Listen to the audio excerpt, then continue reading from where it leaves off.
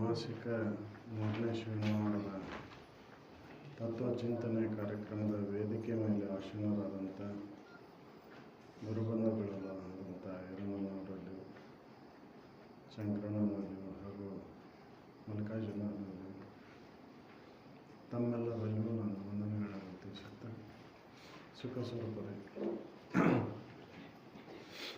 ಇಲ್ಲಿವರೆಗೂ ಮನುಷ್ಯ ಜನ್ಮ ಎದಕ್ಕೆ ಬಂದದ್ದು, ಎದಕ್ಕಾಗಿ ಇದನ್ನು ಕಳೆಯಕತ್ತೇವು ಅನ್ನೋದ್ರ ಬಗ್ಗೆ ಸಾಕಷ್ಟು ಇದನ್ನು ಕೇಳ್ತಾನೆ ಬಂದೆವು. ಆದರೂ ಇನ್ನೂ ಹೊಳಿವಲ್ದು, ಹೌದಲ್ರಿ? ಎಷ್ಟು ಜನ್ಮ ಎಷ್ಟು ದಿನದಿಂದ ಕೇಳ್ತಾ ಇದ್ದೇವೆ ಇದನ್ನು. ಮನುಷ್ಯ ಜನ್ಮ ಬಂದದ್ದು ಎದಕ್ಕೆ ಇದನ್ನು ಉಪಯೋಗ ಮಾಡ್ಕೋಬೇಕು ಅನ್ನೋದ್ರ ಬಗ್ಗೆ ಕೇಳ್ತಾನೆ ಬಂದೆವು. ಮಹಾತ್ಮರ ಬಾಯಲ್ಲಿದ್ದ ಒಬ್ಬರಲ್ಲ ಇಬ್ಬರಲ್ಲ ಕೇಳ್ತಾನೆ ಬಂದೆವು. ಆದರೂ ಕೂಡ ಇನ್ನೂ ಇದರ ಉಪಯೋಗವನ್ನು ಮಾಡ್ಕೋಬೇಕು ಅನ್ನುವಂಥ ಉತ್ಕಟ ಇಚ್ಛೆನ ಉದಯ ಆಗೋಲ್ಲ. ಯಾಕಂದ್ರೆ ಅದಕ್ಕೆ ಹೇಳಿದ್ರಲ್ಲ ನೋಡು, ಅಂಥ ಒಂದು ಹಿಂದಿನ ಜನ್ಮದ ಪುಣ್ಯದ ಸಂಸ್ಕಾರ ಇಲ್ಲ, ಅದಕ್ಕೆ ಇದನ್ನು ಮಾಡ್ಕೊಳೋದು ಆಗೋಲ್ಲ. ಅದಕ್ಕೆ ಕೇಳಾಕರ ಇದೊಂದು ಜನ್ಮೌಲ್ಯ ಅಂತ ಆಸಕ್ತಿಯಿಂದ ಕೇಳೋದು. ಆಸಕ್ತಿಯಿಂದ ಯಾವುದೇ ಫಲಾಪೇಕ್ಷೆಗಳಿಂದ, ಯಾವುದೇ ಆಶೆ ಆಮೇಕ್ಷೆಗಳಿಂದ ಇದನ್ನು ಕೇಳೋಣಪ್ಪ ಅನ್ನುವಂಥ ಒಂದು ಸದ್ಬುದ್ಧಿ ಅಂಥ ಒಂದು ಇದು ಬರಬೇಕಾಗೈತೆ.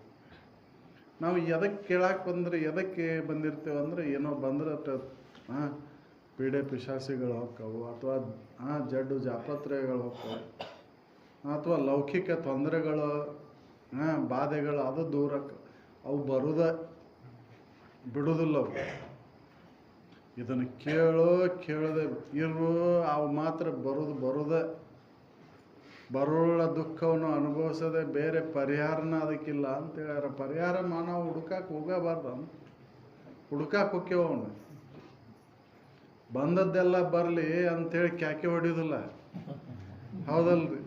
ಬರಲಿ, ಅದು ಬಂದಾಗ ಅನ್ನೋರು ಅದನ್ನು ಆಗಲಿ ಮಾತಾಡ್ಕೊಂತ ಕುಂತಾಗ ಅಂದ್ರೆ ಇದು ಒಮ್ಮಗ್ಲಿ ಕೊನೆಗೆ ಗೊತ್ತಾಕೈತ್ರಿ, ಏನಪ್ಪ ಇದು ಹೋತಲ್ಲ, ಕಾಲು ಮಿಂಚು ಹೋತಲ್ಲ, ಹೆಂಗೆ ಕಳೆದೆವು ಅಂಥೇಳಿ ಅವಾಗ ಹೇಳ್ತೈತಿ. ಏನು ಮಾಡೋದು? ಅದಕ್ಕೆ ಎಣ್ಣೆ ಹತ್ತಿದಕ್ಕಾಗದಾದ್ಮೇಲೆ ಅದು ಎದಕ್ಕೂ ಉಪಯೋಗಕ್ಕೆ ಬರೋದಿಲ್ಲ. ಅದು ಏನಾರ ಬರ್ಯಾಕೆ ಬರ್ತೈತೇನ್ರಿ ಎಣ್ಣೆ ಹತ್ತಿದಕ್ಕಾಗದಾಗ? ಮಸೀದ್ ಅರಿಬಿ ಎದಕ್ಕೆ ಉಪಯೋಗ ಮಾಡ್ತೇವೆ ನಾವು? ಮಸೀದ್ ಅರಿಬಿ ಆಗಿಬಿಟ್ಟಿರ್ತೈತೆ, ಅವಾಗ ಎದಕ್ಕೂ ಉಪಯೋಗಕ್ಕೆ ಬರೋದಿಲ್ಲ. ಅದು ತಿಪ್ಪಿಗೆ ಚೆಲ್ಲೋದು. ಅದು ಹಂಗೆ ಆಗೋಕ್ಕಿನ್ನ ಪೂರ್ವದಲ್ಲೇ ಮಾಡ್ಕೋಬೇಕಾಗೈತಿ ಇದನ್ನು. ಅದಕ್ಕೆ ಅವ್ರ ಮಹಾತ್ಮರು ಎಚ್ಚರಿಸಿದ್ರು, ಕೇಳ್ರಿ, ಇದನ್ನು ಚೆನ್ನಾಗಿ ಕೇಳ್ರಿ. ಸುಮ್ಮನೆ ಯಾಕೆ ಅಜ್ಞಾನಿಗಳಂತೆ ಈ ಜಡ ಪಂಚಮಹಾಭೂತಗಳಿಂದ ಕೂಡಿದಂಥ ದೇಹನ ನಾನು ನಂದು ಅನ್ಕೊಂತ ಯಾಕೆ ಸುಮ್ಮನೆ ವ್ಯರ್ಥ ಸಮಯವನ್ನು ಹಾಳು ಮಾಡ್ತೀರಿ? ಹೌದಲ್ಲ? ನೀವು ಈ ಜಡ ಪಂಚಮಹಾಭೂತಗಳ ದೇಹ ಅಲ್ಲ, ನೀವು ಬರೋರು ಅಲ್ಲ, ಹೋದವರು ಅಲ್ಲ. ಹುಟ್ಟ ಸತ್ತಿಲ್ಲ ಅಂತ ಹೇಳಿದ್ದ. ಅದಕ್ಕೆ ನೀವು ಹುಟ್ಟಿನೂ ಇಲ್ಲ, ಸತ್ತಿನೂ ಇಲ್ಲ, ಸುಡುಗಾಡನೂ ನೋಡಿಲ್ಲ. ಹುಟ್ಟಿದ್ದ ಅದು ಸಾಯ್ತೈತಿ. ಸುಡುಗಾಡನ್ನು ಅದಕ್ಕೆ ಒಯ್ತಾರೆ, ಸುಡುಗಾಡಕ್ಕೆ. ಹುಟ್ಟಿದ್ದನ್ನು ಸುಡುಗಾಡಕ್ಕೆ ಒಯ್ತಾರೆ, ಅದು ಸಾಯ್ತೈತಿ. ಅದು ಹೌದಲ್ಲ? ಶರೀರ ಹುಟ್ಟೈತಿ, ಶರೀರ ಸಾಯ್ತೈತಿ.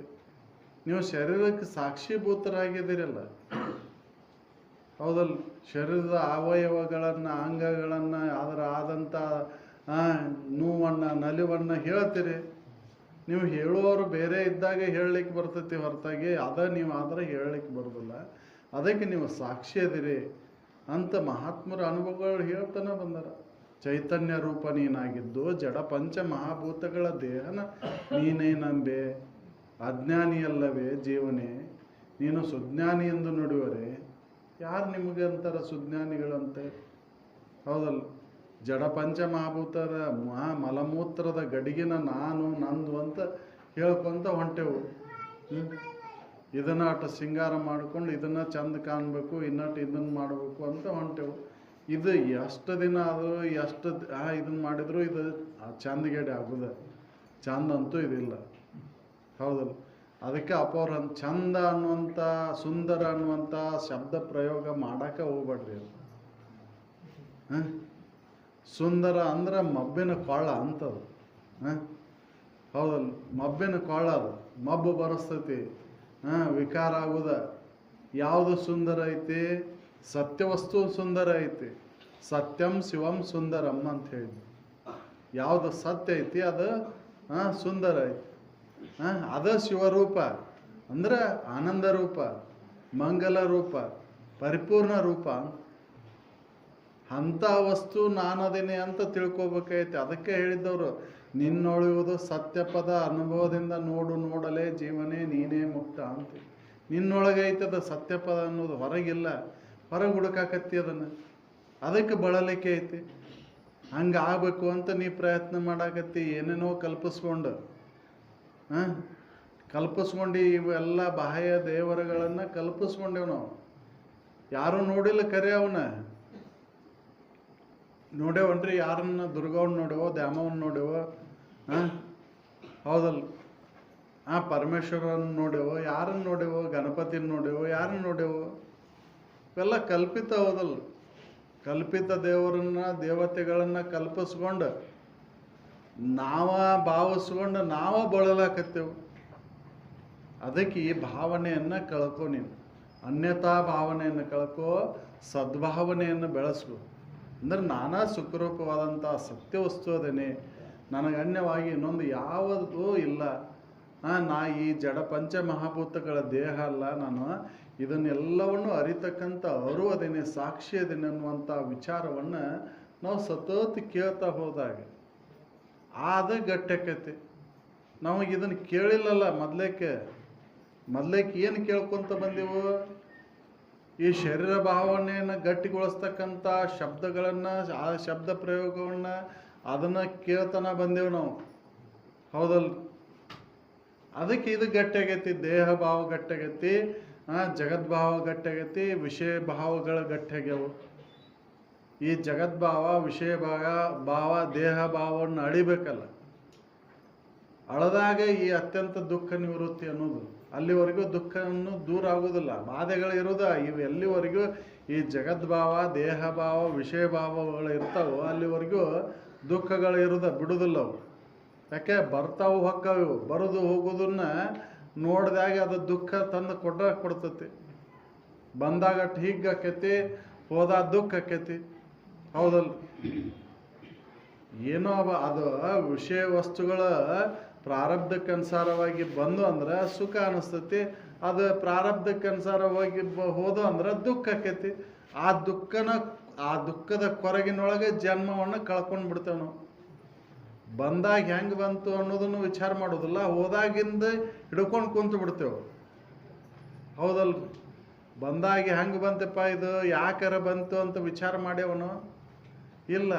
ಹೋದ ಮೇಲೆ ಎಷ್ಟು ನಾವು ದುಃಖವನ್ನು ಪಡ್ತೇವೆ ಅದನ್ನು ವಿಚಾರ ಮಾಡ್ಬೇಕಾಯ್ತು. ಬಂದಂಗೆ ಹೋಗೈತಿ, ಅದು ನನ್ನ ಪ್ರಾರಬ್ಧದೊಳಗಿಲ್ಲಪ್ಪ ಅಂತ ತಿಳ್ಕೊಂಡು ನಾನು ಏನದೀನಿ, ನನ್ನ ಕರ್ತವ್ಯ ಏನು, ಮುಖ್ಯವಾಗಿ ನಾ ಮಾಡ್ತಕ್ಕಂಥ ಕರ್ತವ್ಯ ಏನು ಈ ಮನುಷ್ಯ ಜನ್ಮಕ್ಕೆ ಬಂದ ಮೇಲೆ, ನನ್ನ ನಿಜವನ್ನು ಅರಿದು ಅದು ನನ್ನ ಕರ್ತವ್ಯ. ಅದನ್ನು ಬಿಟ್ಟು ನಾ ಏನು ಮಾಡಾಕತ್ತೀನಿ, ನಾ ಇಲ್ಲೇ ಇದನ್ನು ವಿಚಾರ ಒಬ್ಬರ ಮಾಡ್ಯವ್ರು ನಾವು. ಎಲ್ಲ ಪಶು ಪಕ್ಷಾದಿಗಳು ಏನು ಜನ್ಮದ ಹಂಗೆ ಮಾಡ್ತಾವ, ಹಂಗೆ ನಾವು ಇಲ್ಲಿ ಮಾಡಾಕ್ತೇವೆ. ಹೌದಲ್ಲ, ಕಾಳು ಕೂಳು ಜೋಡು ಗೂಡು ಅಂತ ಹೇಳ್ತಿದ್ರಲ್ಲ ಅಜ್ಜವ್ರು, ಹಂಗೆ ಮಾಡಾಕತ್ತೇವೆ ನಾವು. ಆಹಾರ, ನಿದ್ರಾ, ಭಯ, ಮೈಥುನ, ಇವ 4 ಸಾಮಾನ್ಯ ಕ್ರಿಯೆ. ಇದಕ್ಕಿನ್ನ ಹೊರತಾಗಿ ಏನು ಹೆಚ್ಚಿಂದ ಏನು ನಾವು ಮಾಡಾಕತ್ತಿಲ್ಲ. ನಿಮ್ಮ ದೇವಾನುದೇವತೆಗಳು ಕೂಡ ಇದಕ್ಕಿಂತ ಹೆಚ್ಚಿಂದ ಏನಾರು ಮಾಡಾಕತ್ತೇವ ನಾವು ಇಲ್ಲ. ಬರೇ ಪದವಿಗೋಸ್ಕರನ ಹೊಡೆದಾಟ ಅವ್ರಿಗೂ.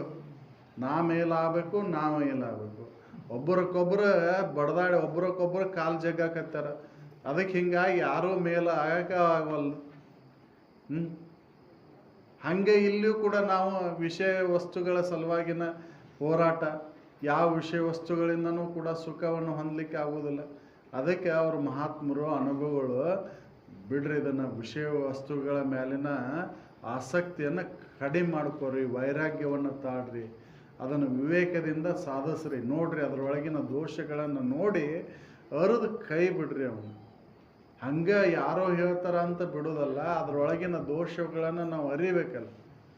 ವಿಷಯದಲ್ಲಿರ್ತಕ್ಕಂಥ ದೋಷಗಳನ್ನು, ದೋಷ ಉಳ್ಳದ್ದ ವಿಷಯ ವಸ್ತುಗಳು ಅಂತ ಇದ್ದವರು. ಯಾವುದು ವಿಷಮ ಐತಿ ಅದು ದೋಷ ಉಳ್ಳದ್ದೈತಿ. ಸಮ ಇಲ್ಲದು, ಅದು ಸಮ ಎಂದೂ ಆಗುವುದಿಲ್ಲ. ಈ ದೇಹನ ವಿಷಮವುಳ್ಳದ್ದು ಸಮ ಎಂದರ ಮಾಡಲಿಕ್ಕೆ ಆಗೈತೇನೋ ಇದನ್ನು ನೋಡ್ರಿಲ್ಲ. ಇದು ಪರಿಪೂರ್ಣತೆಯನ್ನು ಆಯ್ತೇನೋ, ಪರಿಪೂರ್ಣತೆ ಇದರಿಂದ ಸಾಧಿಸ್ಲಿಕ್ಕೆ ಸಾಧ್ಯ ಐತೇನೋ, ಇದನ್ನು ಸಾಧನೆ ಇದನ್ನು ಪರಿಪೂರ್ಣ ಆಗೋಂಗೆ ಮಾಡ್ಕೊಳಕ್ಕೆ ಆಗೈತೇನೋ. ಇದು ವಿಕಾರ ಆಗುದ, ನಾಶ ಆಗುದ, ಶಾಶ್ವತವಾಗಿ ಉಳಿಲಾರ್ದಿದು.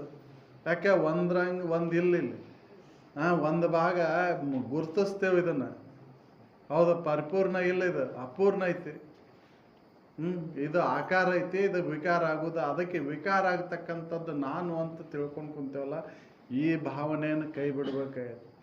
ನಾಶ ಆಗುದ ಇದು ಅಂತ ತಿಳಿದು ಇದ್ರ ಮ್ಯಾಲಿನ ಮೋಹವನ್ನು ಬಿಡಬೇಕಾಯ್ತು, ದೋಷವನ್ನು ನೋಡ್ಬೇಕಾಯ್ತು. ಇದ್ರೊಳಗೆ ದೋಷ ಅರ್ಥ ಆಗಿ ಇದ್ರ ಮ್ಯಾಲಿನ ಮೋಹ ಕಡಿಮೆ ಆಗಿತ್ತು. ಅಲ್ಲಿವರೆಗೂ ಮೋಹ ಹೋಗುದಿಲ್ಲ. ಅದಕ್ಕೆ ಅಂಥ ಒಂದು ನಿತ್ಯಾನಿತ್ಯ ವಿವೇಕವನ್ನು ಜಾಗೃತ ಮಾಡ್ಕೋ, ಸತ್ಯ ಅಸತ್ಯದ ವಿವೇಕವನ್ನು ಜಾಗೃತ ಮಾಡ್ಕೋ. ಅವಾಗ ಅಸತ್ಯದ ಮ್ಯಾಲಿನ ಮೋಹ, ಅನಿತ್ಯದರ ಮ್ಯಾಲಿನ ಮೋಹ ಕಡಿಮೆ ಆಕೈತಿ. ಸತ್ಯ ವಸ್ತುವಿನ ಕಡೆ ಆಸಕ್ತಿ ಉಂಟಾಕೈತಿ. ಅದ್ರ ಮೇಲೆ ಪ್ರೀತಿ ಉಂಟಾಕೈತಿ. ಅದ್ರ ಮೇಲೆ ಪ್ರೀತಿ ಉಂಟಾತಂದ್ರೆ ಅವಾಗ ಆನಂದದಿಂದ ಇರ್ಲಿಕ್ಕೆ ಬರ್ತೈತಿ. ಅದಕ್ಕೆ ಭಕ್ತಿ ಅಂತ ಹೇಳಿದ್ದವ್ರು. ಆತ್ಮ ಪ್ರೀತಿ ಎಲ್ಲೈತಿ? ನಮ್ಗೆ ವಿಷಯದ ಮೇಲೆ ಪ್ರೀತಿ ಐತಿ, ದೇಹದ ಮೇಲೆ ಪ್ರೀತಿ ಐತಿ. ಹೌದಲ್ಲ? ಈ ಪ್ರೀತಿ ಅನ್ನೋದು ತೋರಿಕೆ ಅಷ್ಟೇ. ಖುಷಿ ಪ್ರೀತಿ ಇದು ಶಾಶ್ವತವಾಗಿಲ್ಲ. ಒಮ್ಮೆ ಬೇಕನ್ನಿಸ್ತೈತಿ, ಒಮ್ಮೆ ಬ್ಯಾಡ್ ಅನ್ನಿಸ್ತೈತಿ.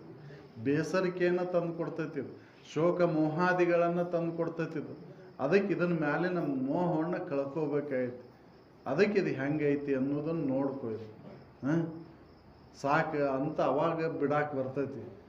ತಿಳಿದ ಮೇಲೆ ಬಿಡಾಕ್ ಬರ್ತೈತಿ. ಹಂಗೆ ತಿಳುವಿಕೆನ ಪೂರ್ವದಲ್ಲಿ ಒಮ್ಮಗಲೇ ಬಿಡ್ಲಿಕ್ಕೆ ಆಗೋದು. ಇದು ಹೆಂಗೈತಿ ಅಂತ ತಿಳಿದ ಮೇಲೆ ಅವಾಗ ಸಾಕಪ್ಪ, ಇನ್ನು ನಿನ್ನ ಕೂಡ ಸಂಬಂಧ ಸಾಕು ಅಂತ ಹೇಳಲಿಕ್ಕೆ ಬರ್ತೈತಿ. ಎನ್ನೊಡನೆ ಸಮರಸ ಬೇಡಲೇ ತನುವೆ ಮುನ್ನಿನಂತೆ ಅಂತ ಹೇಳಕ್ಕೆ ಬರ್ತೈತಿ. ಆದ್ರೆ ನಾವು ಈ ವಿಚಾರದೊಳಗೆ ತೊಡಗಿಲ್ಲ. ಅದನ್ನ ಮಾಡಿದ್ದನ್ನು ಮಾಡೋದ, ಉಂಡದ್ದನ್ನು ಉಣ್ಣೋದ ಇದ್ರಾಗ. ಅದಕ್ಕೆ ಅವ್ರು ಹೇಳಿದ್ದು, ಉಂಡದ್ದನ್ನೇ ಉಣ್ಣುತ್ತಾ, ಮೇಳಿಸಿದ್ದನ್ನೇ ಮೇಳಿಸುತ್ತಾ, ನೂತನ ಇದರೊಳಗೆ ಕಾಣೆ ಅಂತ ಮಹಾತ್ಮರು ಹೇಳಿದರು, ಅನುಭವಗಳು ಹೇಳಿದ್ರು. ನಾವು ಇದ್ರಾಗ ಸಿಗ್ತೈತೆ ಹೇಳ್ರಿ, ನೋಡು ಇನ್ನಷ್ಟು ಹಲ್ಲು ಬಿದ್ದರೂ ಕೂಡ ಕಡ್ಲಿ ತಿನ್ನು ಚಟ ಹೋಗಲ್ಲ. ಹೌದಲ್ಲ? ಹೋಗೈತೇನೋ? ಕಣ್ಣು ಕಾಣೋದಿಲ್ಲ ಅಂದರೂ ಕೂಡ ಏನಾರ ಮಾಡಿ ಅದನ್ನು ನೋಡಬೇಕಂತ ಪ್ರಯತ್ನ. ಹಂಗೆ ಹೌದಲ್ಲ? ಹಲ್ಲೆಲ್ಲ ಹೋಗ್ಯಾವ, ಆದರೂ ಕಡ್ಲಿಕ್ಕೆ ಕುಟ್ಟ್ಯಾರೋ ತಿಂದು ಅದನ್ನು ರುಚಿ ನೋಡಬೇಕು. ಅದು ಏನಾರ ಆಶೆ ಕ್ಷೀಣ ಆಗೈತೇನೋ? ಇಲ್ಲ. ಯಾವಾಗ ಕ್ಷೀಣ ಮಾಡ್ಕೊಳೋದು? ಮತ್ತು ಆಶೆಯೇ ದುಃಖಕ್ಕೆ ಮೂಲ ಕಾರಣ ಅಂತ ಮಹಾತ್ಮರ ಅನುಭವಗಳು ಹೇಳಿದರು. ಹೌದಲ್ಲ? ಆಶೆಗೆ ಕಾರಣ ಅಜ್ಞಾನ ಅನ್ನೋದು ಹೊಳಿವಲ್ದು ನಮಗೆ. ಅಜ್ಞಾನದಿಂದ ಅದು ಆಶೆ ಉಂಟಾಗೈತಿ. ಅದು ಜ್ಞಾನ ಇದ್ದಿದ್ರೆ ಅದನ್ನ ಯಾಕೆ ನೋಡ್ತಿದ್ದು? ಆಶೆ ಯಾಕೆ ಬರ್ತಿತ್ತು? ಅದು ಅನಿತ್ಯ ಐತೆ ಅಂತ ತಿಳಿದ ಮೇಲೆ ಅದು ಆಶೆ ಉಂಟಾಕಿದ್ದಿಲ್ಲ. ಅದಕ್ಕೆ ಜ್ಞಾನವನ್ನು ಮೊದಲೇ ನಂಬು ಜ್ಞಾನವನ್ನೇ ಕರ್ಮ ಎಂಬ ಜಾಲದಲ್ಲಿ ಸಿಲುಕಿ ಹಂಬಲಿಸಿದರು ಮುಕ್ತಿ ಅಂಬಯಿಸಿ ಮನುಜ. ನೀನು ಸುಖನ ಬೇಕಾಗಿದ್ದರೆ ನಂಬು ಜ್ಞಾನ. ಯಾವ ಜ್ಞಾನ? ನಿನ್ನ ಸ್ವರೂಪ ಜ್ಞಾನ. ನೀನು ಯಾರು, ನಿನ್ನ ನಿಜವೇನು ಅನ್ನೋದನ್ನು ವಿಚಾರ ಮಾಡಿ ಈ ಅನಿತ್ಯವಾದದ್ದನ್ನು, ಅಸತ್ಯವಾದದ್ದನ್ನು ದೂರ ಮಾಡ್ಕೋಂತ ಹೋಗು. ಇದು ನಾನಲ್ಲ, ನನ್ನ ಸಂಬಂಧ ಇಲ್ಲದಿದು, ಇವನ್ನೆಲ್ಲ ಅರಿತಕ್ಕಂಥ ಅವರು ನಾನದೇನೆ ಅಂತ ಖಾತ್ರಿ ಮಾಡ್ಕೋಬೇಕಾಗಿ. ಅಂಥ ಜ್ಞಾನವನ್ನು ನಾವು ನಂಬಬೇಕಾಗಿ. ಅದನ್ನು ಮಹಾತ್ಮರು ಅನುಭವಗಳು ನಮಗೆ ಎಚ್ಚರಿಸುವಂಥ ಬಂದರು. ನಾವು ಎಚ್ಚರ ಆಗಕ್ಕೆ ತಯಾರಿಲ್ಲ. ಹೌದಲ್ಲ? ಯಾಕಂದ್ರೆ ನಮ್ಮ ಹಿಂದಿನ ಕರ್ಮದ ಬುತ್ತಿ ಐತಲ್ಲ, ಅದನ್ನು ಇದ್ರ ಕಡೆ ಬರಾಕ ಬಿಡುವಲ್ದ. ಹೌದಲ್ಲ? ಹೊಳೆಯವಲ್ಲ, ಈ ಕಡೆ ಬರಾಕ ಬಿಡವಲ್ಲ. ಮತ್ತು ಅದನ್ನು ಮಾಡಾಕತ್ತದ. ಯಾವುದರ ಇದು ಇರ್ತೈತಿ ಅದರನ್ನು ಮಾಡೋದು. ಹೌದಲ್ಲ? ಹಿಂದಿನ ವಾಸನೆಗೆ ಅನುಸಾರವಾಗಿ ಈಗ ಆ ಕರ್ಮಗಳನ್ನು ಮಾಡ್ತಾ ಅದರೊಳಗೆ ಅದಕ್ಕೆ ಹೇಳಿದ್ದು, ಆಗದಾಗದು ವರ ವಿವೇಕಿಗೆ ಭೂತಾದಿ ಪ್ರತಿಬಂಧಕಗಳನ್ನು ನೀಗದೆ. ಎಷ್ಟೋ ಹೇಳ್ತೇವು ಕೇಳ್ತೇವು ಅಂತಂದರೂ ಕೂಡ ಈ ಭೂತ ಭವಿಷ್ಯತ್ ವರ್ತಮಾನದ ಏನು ವಾಸನೆಗಳದಾವಲ್ಲ ಅವನ್ನ ಕಳ್ಕೊಳೋದಂದ್ರೆ ಆಗೋದಿಲ್ಲ. ಅಂಥವ್ರಿಗೂ ಕೂಡ ಆಗೋದಿಲ್ಲ ಅಂತೇಳಿ ವರ ವಿವೇಕಿಗೆ ಅಂತೇಳಿ.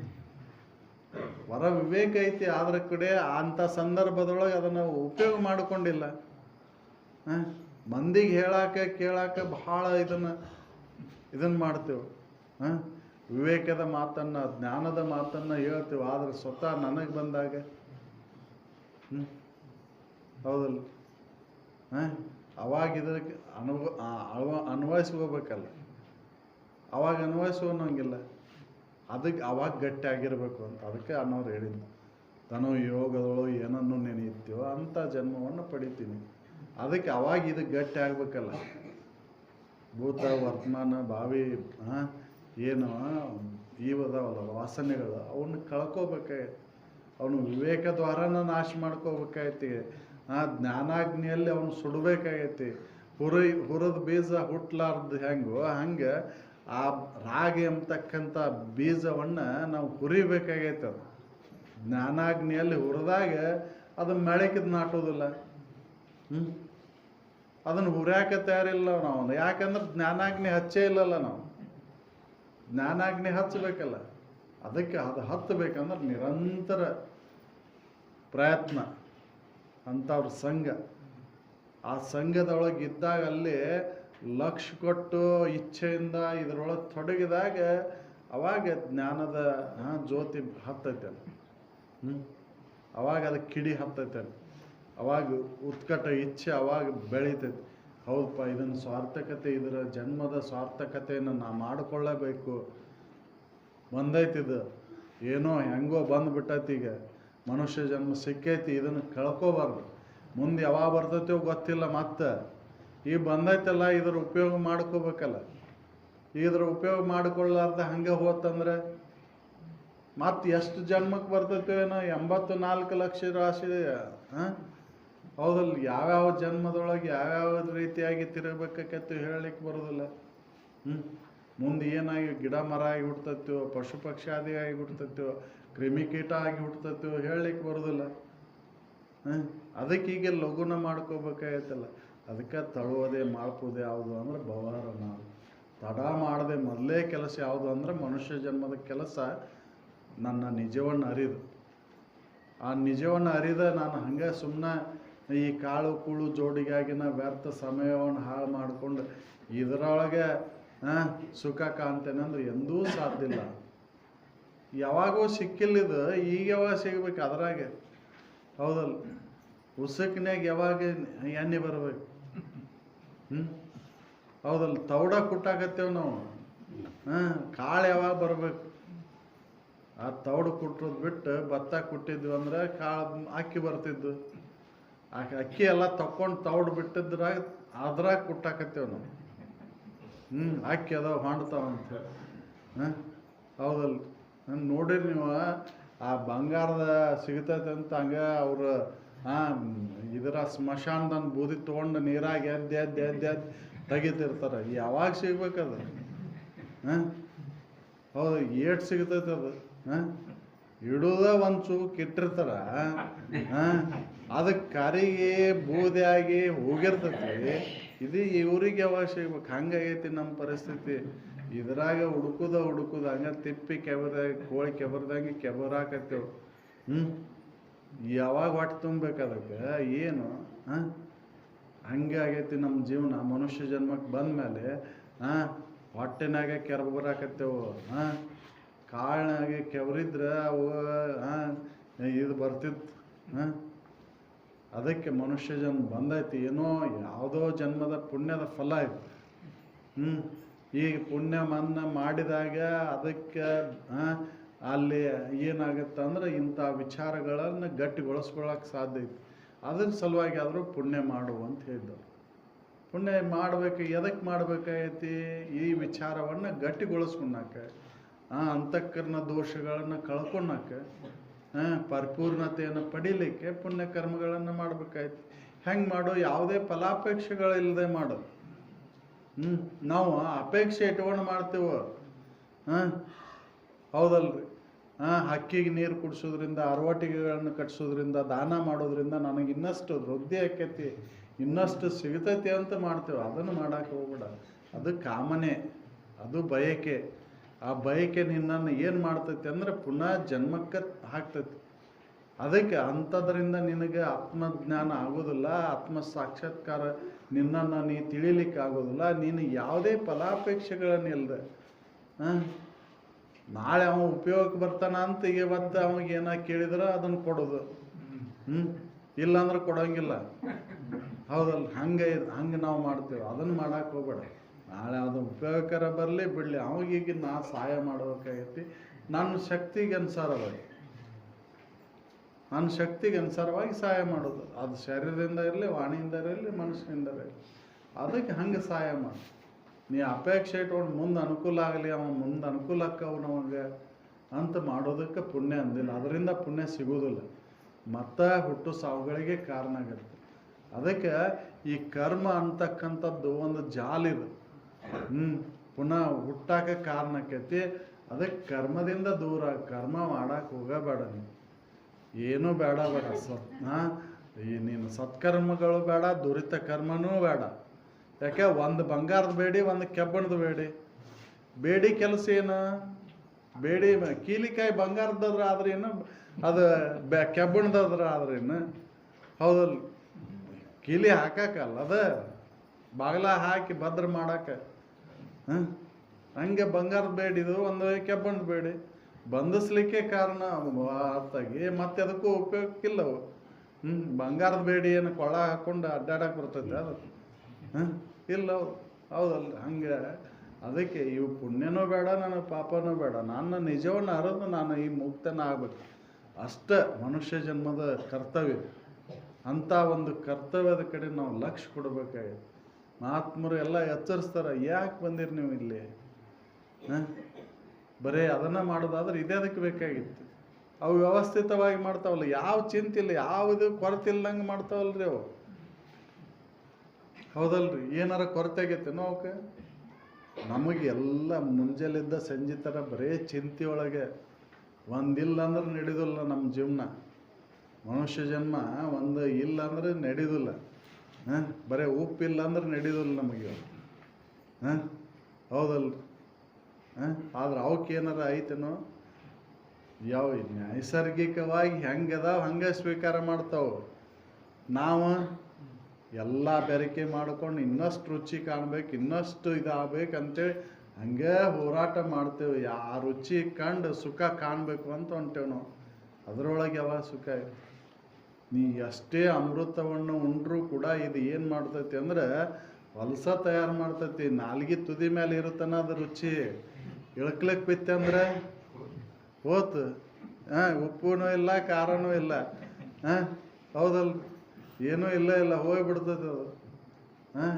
ಅದಕ್ಕೆ ಹಂಗೈತೆ ಅಂತ ತಿಳ್ಕೊಂಡು ಎಲ್ಲ ಇಂದ್ರಿಯಗಳ ಸಂಪರ್ಕದ ಭೋಗ ಏನೈತಲ್ಲ ಅದೆಲ್ಲ ಕ್ಷಣ ಮಾತ್ರದ್ದು ಅಂತ ತಿಳಿದು ಅದ್ರ ಮೇಲಿನ ಆಸಕ್ತಿಯನ್ನು ಕಳ್ಕೊಂಡು ನಿತ್ಯ ವಸ್ತುವಿನ ಕಡೆ ನಾವು ಮೋಹ ಮಮಕಾರವನ್ನು ಬೆಳೆಸ್ಕೋಬೇಕಾಯ್ತು.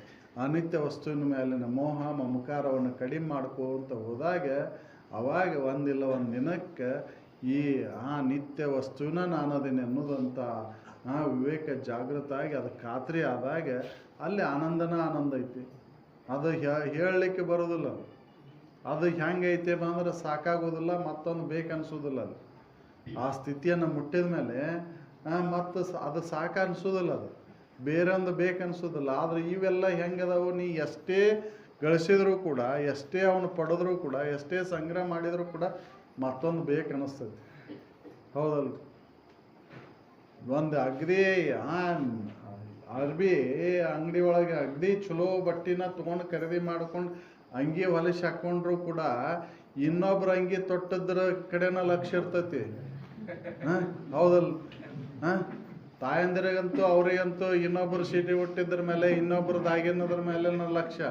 ನಮ್ಮ ಎಷ್ಟು ಚಂದ ಇದ್ರೂ ಕೂಡ ಅವು ಏನು ಚಂದ ಅನ್ಸೋದಿಲ್ಲ ಅವಾಗ. ಹೌದಲ್ಲ? ಹಂಗೆ ಜೀವನ ಅನ್ನೋದು ಹಂಗೆ ನಮ್ಮದ್ರ ಮೇಲೆ ನಾವು ಅದು ಎಷ್ಟೇ ಇದಿದ್ರೂ ಕೂಡ ಅದು ಇನ್ನೊಂದರ ಕಡೆನ ಲಕ್ಷ್ಯ ಹೋಗ್ತೈತಿ. ಹೌದಲ್ಲ? ಇವು ಮತ್ತೊಂದು ಬೇಕನ್ನಿಸ್ತಾವೆ, ಮತ್ತೊಂದು ಸಾಕು ಅನಿಸೋದಿಲ್ಲ, ಇವು ಮತ್ತೆ ಬೇಕನ್ನಿಸ್ತಾವೆ. ಆದ್ರೆ ಆ ಸ್ಥಿತಿಯನ್ನು ಮುಟ್ಟಿದ ಮೇಲೆ ಇವೆಲ್ಲವೂ ಗೌಣ. ಇದು ಏನೂ ಇಲ್ಲ ಅಲ್ಲಿ ಮತ್ತೊಂದು ಬೇಕನ್ನಿಸೋದಿಲ್ಲ, ಅಲ್ಲಿ ಸಾಕಾಗೋದಿಲ್ಲ. ಇವು ಸಾಕಕ್ಕೆ ಬೇಸರಾಗಿ ಬಿಡ್ತೇವೆ. ಹೌದಲ್ಲ? ಇವು ಸಾಕು ಅನ್ನಿಸ್ತಾವೆ. ಏನು ಹೋಳಿಗೆನ ದಿನ ಹೋಳಿಗೆನ ತಿನ್ನೋದು, ಎಷ್ಟಂತ ತಿನ್ನೋದು, ಬ್ಯಾಸ್ರತ್ತಿ ಉಪ್ಪಿನಕಾಯಿ ಹಚ್ಚ್ರಿ ಅಂತೇಳಿ. ಒಂದನೇ ತುತ್ತಿಗಿದ್ದಂಥ ರುಚಿ ಎರಡನೇ ತುತ್ತಿಗಳು ಇರಲಿಲ್ಲ, ಎರಡನೇ ತುತ್ತಿಗಿದ್ದಂಥ ರುಚಿ ಮೂರನೇ ತುತ್ತಿಗಳು ಇರಲಿಲ್ಲ. ಮತ್ತೊಂದು ಬೇಕು ಅನ್ಸಾಕೈತಿ. ಆದ್ರೆ ಆ ಸುಖ ಅದು ನಿತ್ಯ ಐತಿ, ಪರಿಪೂರ್ಣ ಐತಿ. ಯಾವಾಗಲೂ ಅದು ಅಂಥ ಸ್ಥಿತಿಯನ್ನು ನಾವು ಹೊಂದಬೇಕಾಗೈತಿ. ಅದಕ್ಕಾಗಿ ಬಂದಂಥ ಮಾನವ ಜನ್ಮವನ್ನು ಎದಕ್ಕೆದಕ್ಕಾರ ಕಳ್ಯಾಕೆ ಹೋಗ್ಬಾರ್ದು. ಎದೆದಕ್ಕಾರು ಕಳೆದು ಹಾಳಾಗೋಕ್ಕಿಂತ ಪೂರ್ವದಲ್ಲೇ ಈ ವಿಚಾರದೊಳಗೆ ನಾವು ಭಾಗಿಯಾಗಬೇಕಾಯ್ತು. ಅಂಥ ಒಂದು ಸಂಘವನ್ನು ನಾವು ಪ್ರಯತ್ನಪೂರ್ವಕವಾಗಿ ಕಂಡ್ಕೋಬೇಕಾಗೈತಿ, ಹುಡುಕೋಬೇಕಾಗೈತಿ. ಅದು ಸಿಗೋದು ದುರ್ಲಭ, ಹೌದಲ್ಲ. ಅಲ್ಲೇ ಇದ್ರೂ ಕೂಡ ಅದು ಅತ್ತಾಗಲ್ಲ, ಲಕ್ಷ್ಯ ಕೊಡಕ್ಕೆ ಹಚ್ಚೋದಿಲ್ಲ ಅದು, ಹೌದಲ್ಲ. ಅಲ್ಲೇ ಇದ್ರೂ ಕೂಡ ಅದ್ರ ಎತ್ತ ಲಕ್ಷ್ಯ ಕೊಡಕ್ಕೆ ಹಚ್ಚೋದು. ಅದು ಯಾವನಲ್ಲಿ ಉತ್ಕಟ ಇಚ್ಛೆ, ಹಿಂದಿನ ಜನ್ಮದ ಪುಣ್ಯದ ಸಂಗ್ರಹ ಇರ್ತೈತೆ, ಅದನ್ನು ಅದ್ರ ಸದುಪಯೋಗ ತೊಗೊಂತಾನೆ. ಅದಕ್ಕೆ ಈಗ ಪುಣ್ಯ ಇಲ್ಲ ಬಿಡು ನಮಗೆ ಅಂತ ಕೊರಗೋಕಿನ್ನ ಪುಣ್ಯಕರ್ಮಗಳಲ್ಲಿ ಭಾಗಿಯಾಗಿ ಪುಣ್ಯಕರ್ಮಗಳನ್ನು ಮಾಡುತ್ತಾ ಅಂತಃಕರಣ ದೋಷಗಳನ್ನು ಕಳ್ಕೊಂಡು ಮುಂದಿನ ಜನ್ಮಕ್ಕರ ಇದು ಹಾದಿ ಆಕ್ಕೈತಲ್ಲ, ಹೌದಲ್ಲ. ಮುಂದಿನ ಜನ್ಮಕ್ಕರ ಇದು ಇಂಥ ಸಂಘ ಸಿಗ್ತೈತಿ, ಅದರ ಉಪಯೋಗವನ್ನು ಮಾಡ್ಕೊಂಡಾಗ ಬರ್ತೈತಿ.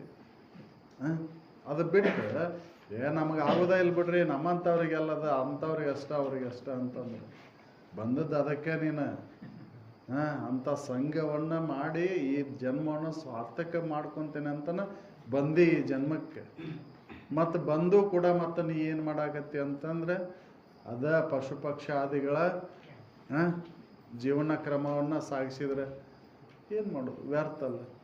ಅದಕ್ಕೆ ಮನುಷ್ಯ ಜನ್ಮದ ಸಾಫಲ್ಯತೆಯನ್ನು ನಾವು ಮಾಡ್ಕೋಬೇಕಾಯ್ತು.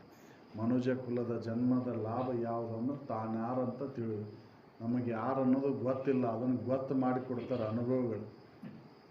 ನೀ ದೇಹ ಅಲ್ಲಪ್ಪ, ಈ ಕಣ್ಣು ಕಿವಿ ಮೂಗು ನಾಲಿಗೆ ಚರ್ಮಗಳಂತಕ್ಕಂಥ ಜ್ಞಾನೇಂದ್ರಿಯಗಳಿರಲಿ, ಮನಬುದ್ಧಾದಿಗಳಂತಕ್ಕಂಥ ಅಂತಃಕರಣ ಇಲ್ಲರಿ, ಕರ್ಮೇಂದ್ರಿಯಗಳಿರಲಿ, ಇವು ಯಾವೂ ಇನ್ನೂ ಅಲ್ಲ.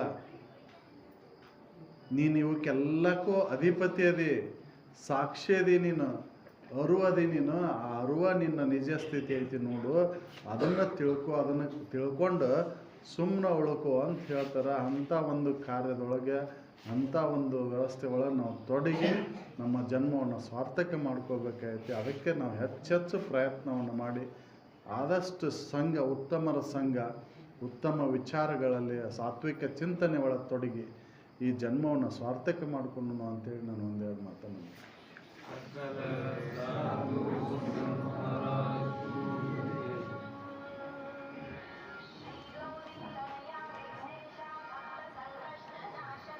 ಈಗ 2 ನಿಮಿಷ ಮೌನ.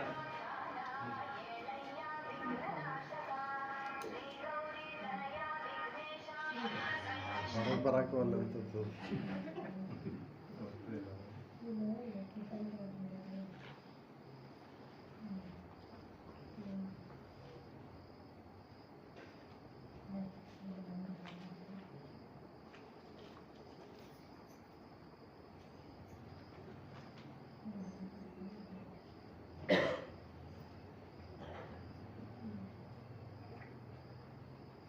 ಸಕಲ ಸಾಧು ಸಂತರಾಜು ಇವತ್ತಿನ ಕಾರ್ಯಕ್ರಮದ ಪ್ರಸಾದ ಸೇವೆ ಸಲ್ಲಿಸಿರುವ ಬಸನಗೌಡ ಲಿಂಗದಳ್ಳಿಯವರು ವೇದಿಕೆಗೆ ಬಂದು